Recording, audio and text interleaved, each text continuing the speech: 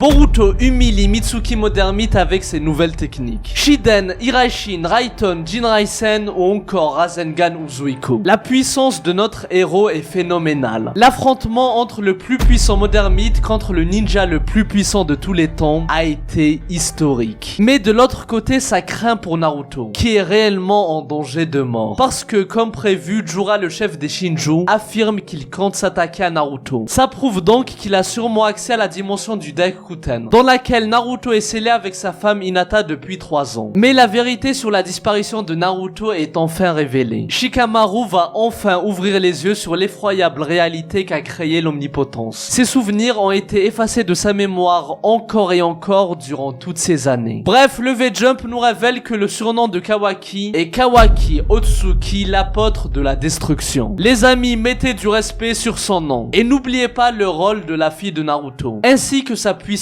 cachée. Je parle bien entendu d'Imawari Uzumaki. Daimon, l'être le plus puissant sur Terre, à la fin de la partie 1, était choqué de la puissance qui émanait d'Imawari. Mais quelle est donc cette puissance secrète? Qui est le plus fort entre Boruto et Kawaki? Quelle est la révélation folle sur Naruto qui a surpris Ino et Shikamaru? Et qu'est-ce qui nous attend dans la suite de l'histoire? Vous allez tout savoir dans cette vidéo. Salut tout le monde, c'est Abdou, j'espère que vous allez tous très bien. On va parler aujourd'hui du chapitre 7 de Boruto to Blue Vortex. Alors les amis, je vais essayer petit à petit d'avoir un rythme régulier, mais c'est un peu compliqué, donc je compte sur votre soutien. Et les amis, des vidéos arrivent sur ma chaîne secondaire à la fin de ce mois de février. Donc les amis, allez vous abonner, activez la cloche et éclatez ce foutu bouton d'abonnement. Je compte sur vous pour tout exploser. Et voici la question de culture du jour. Dites-moi pour vous, quelle est l'identité de Jura, le Shinju qui souhaite dévorer Naruto? Bonne chance à tous et bon visionnage. Boruto Sankama explose Mitsuki Modern Meat. Je suis la lune flottant dans les ténèbres. Je ne peux pas émettre de lumière par moi-même. C'est la raison pour laquelle j'ai besoin de toi. Le chapitre commence par un monologue de Mitsuki, qui fait une introspection sur sa situation. Et je rappelle que Mitsuki est un humain synthétique, créé par Orochimaru. Par contre, il y a toujours un mystère sur les circonstances de sa création. Mais on sait que le Sannin légendaire a utilisé un embryon d'origine inconnue, afin de créer Mitsuki. Mais le plus dingue dans tout ça, c'est qu'Orochimaru a pris des précautions extrêmes, car il a mis un sceau maudit dans le cœur de Mitsuki, afin qu'il s'autodétruise si jamais il y a une fuite d'informations sur les recherches qu'a accompli Orochimaru durant ces dernières années. Dans le passé, après avoir activé son Modern Meat, Mitsuki découvre l'existence de Boruto et décide de se lier d'amitié avec lui. Et c'est là qu'il fait de lui son soleil, le soleil brillant qui illumine sa lune. Grâce à cette lumière, les ténèbres peuvent s'éclaircir et je peux ressentir le réel sens de la vie. Mais les amis, la tragédie de Mitsuki, c'est qu'actuellement son supposé soleil c'est Kawaki, un imposteur qui a pris la place de Boruto, qui est son réel soleil. Et au vu du tempérament de Kawaki, il est impossible pour lui d'illuminer Mitsuki, ou de faire ressortir le bien qu'il a en lui. Bien au contraire, avec Kawaki, le seul destin qui l'attend, c'est de sombrer encore plus dans les ténèbres. Bref, le combat tant attendu commence. Mitsuki fonce sur Boruto. Ce dernier réagit en envoyant des shurikens qui vont être contrés. Et alors que Boruto va être acculé par les serpents de Mitsuki, il va à nouveau lancer l'Hiraishin de son grand-père, afin de se téléporter sur le shuriken qu'il a lancé plus tôt. Et ce que j'aime bien, c'est que Boruto utilise à chaque fois un objet différent, pour justement se téléporter avec son Hiraishin. Une fois c'était avec le pendentif que portait le crapaud de Kashin Koji. Une fois c'était avec son épée. Et cette fois il le fait avec un shuriken. Qu'est-il arrivé à Kawaki? Je pensais que ça serait lui mon poursuivant. Boruto va être très calme, et se demande où est Kawaki. Mitsuki lui répond qu'on s'en fout, car actuellement c'est lui son adversaire. Et en parallèle, Shikamaru, qui est toujours en communication avec Boruto, lui révèle que juste avant, Mitsuki a endormi Kawaki, afin de pouvoir attaquer Boruto par surprise. Car je rappelle que Boruto et Kawaki peuvent ressentir mutuellement leur présence de Tsuki, donc c'est quasiment impossible pour l'un de surprendre l'autre. Et les amis, écoutez bien, parce que c'est très important pour comprendre les échelles de puissance. Mitsuki dit qu'il a enfin compris à quel point Boruto était fort. Il est choqué qu'il ait réussi à vaincre Code à lui tout seul, sans avoir l'aide de personne. Et là, il le dit clairement. Kawaki ne ferait pas le poids face à toi. Je dois donc le protéger au péril de ma vie. Et Boruto répond calmement, et avec un air hautain, que Mitsuki ne fait pas le poids. Et c'est également le cas de Kawaki. Ils sont tous les deux inférieurs à Boruto. Du coup les amis, c'est confirmé. Comme je vous le disais depuis le début de Two Blue Vortex, il y a un parallèle entre Boruto Kawaki et Naruto Sasuke. Sauf que Boruto égale Sasuke et Kawaki égale Naruto. En fait, Boruto est plus puissant que Kawaki, à l'instar de Sasuke qui était bien plus puissant que Naruto au début de Shippuden. Et à plusieurs reprises, on nous a fait des parallèles comme quoi Boruto représente Sasuke et c'est Kawaki qui représente Naruto, comme on peut le constater dans l'opening 8. Mais les amis, je suis convaincu que Kawaki va avoir prochainement un gros power-up. Et je pense que ça sera lié à Jura. En tout cas, cette montée en puissance va lui permettre d'atteindre le niveau de Boruto et ainsi pouvoir faire jeu égal avec lui. Au début de Shippuden, on peut le dire, Naruto n'était pas impressionnant. Le gars, il est parti faire 3 ans d'entraînement pour revenir avec juste un Rasengan un peu plus gros. Les amis, c'était frauduleux. Surtout par rapport à Sasuke, qui avait maîtrisé sa marque maudite. Il a appris de nouvelles techniques comme le Kirin, avec une utilisation parfaite du Raiden. Par contre, Naruto a ensuite eu de nouveaux power-ups, comme le Rasen Shuriken, ou encore le mode ermite. Et ça lui a permis d'atteindre, voire surpasser le niveau de Sasuke. Et là, ça sera pareil avec Kawaki. D'ailleurs, dans le chapitre 1, Boruto dit qu'il est surpris et choqué de la puissance de Kawaki. Donc il n'était pas prêt à voir Kawaki atteindre son niveau. Je peux aller à fond et ne pas me retenir face à toi. Mitsuki libère sa pleine puissance et dévoile de nouvelles techniques. Il transforme ses serpents en clones. Donc Boruto se retrouve contre plein de Mitsuki, qui sont tous en mode ermite. Et son attaque surpuissante va détruire une grande partie de l'environnement autour de lui. Mais Boruto va réussir à esquiver. Et là les amis, on arrive à la phrase la plus importante de ce combat. Mitsuki exprime que Boruto doit mourir et disparaître pour le bien du monde. Mais les amis, écoutez la réponse de Boruto du début à la fin. Et ensuite on analyse tout ça. Ce que tu dis est peut-être vrai, mais je ne peux pas le faire. Il y a encore un tas de choses qui doivent être réglées. Et c'est pour ça que je n'ai pas le temps de jouer avec toi. Alors les amis, Boruto ne contredit pas Mitsuki. Et du coup, je pense qu'on se rapproche petit à petit de la théorie que j'avais faite. C'est-à-dire que Boruto est dans un état d'esprit où il veut résoudre tous les problèmes au plus vite. C'est-à-dire vaincre les Shinju, sauver Sasuke, sauver les villageois de Konoha qui sont transformés en arbres, remettre Kawaki dans le droit chemin, et enfin sauver ses parents Hinata et Naruto. Mais les amis, comme je vous le disais, il n'a pas l'air de penser à l'après. Car n'oubliez pas le principal problème. Il s'agit de Momoshiki Otsuki. Boruto reste un danger pour le monde, et il en a conscience. Donc je pense qu'après avoir tout résolu, Boruto compte disparaître à jamais. Et l'une des options, c'est de se donner la mort, ou trouver un moyen de disparaître quelque part où il ne pourra faire de mal à personne. Bref, Boruto charge son attaque de Raiden, et là il extermine un par un tous les clones de Mitsuki. Il réussit à les faire disparaître en un instant. C'est impressionnant. Même Mitsuki le traite de monstre. Et en effet, il n'a pas tort. Sasuke et Kashinkoji ont créé un monstre. Un monstre de puissance qui est au-dessus de tous les ninjas que ce monde ait connu. Bon, on arrive à la fin du combat. Avec Mitsuki qui lance son attaque ultime, le Raiden Ebi Mikazuchi, face à l'attaque de Boruto, le Raiden Jinraisen. Une version parfaite de la technique qu'il avait utilisée lors de son combat d'entraînement contre Naruto. Mais après le choc, Boruto se déplace super rapidement et se retrouve devant Mitsuki. Il lui met son sabre sous la gorge. On peut dire qu'il est le digne disciple de son maître Sasuke, qui avait fait exactement la même chose face à Kawaki 3 ans auparavant. Les amis, la victoire du combat Mitsuki-Boruto revient à Boruto, qui a vaincu son adversaire avec une facilité déconcertante. Mais les amis, attention, parce que je vous vois venir. Vous allez faire la conclusion de Mitsuki mode ermite est faible. Alors non, c'est totalement faux. Ce mode est extrêmement puissant, et je pense qu'il a le niveau des Kage.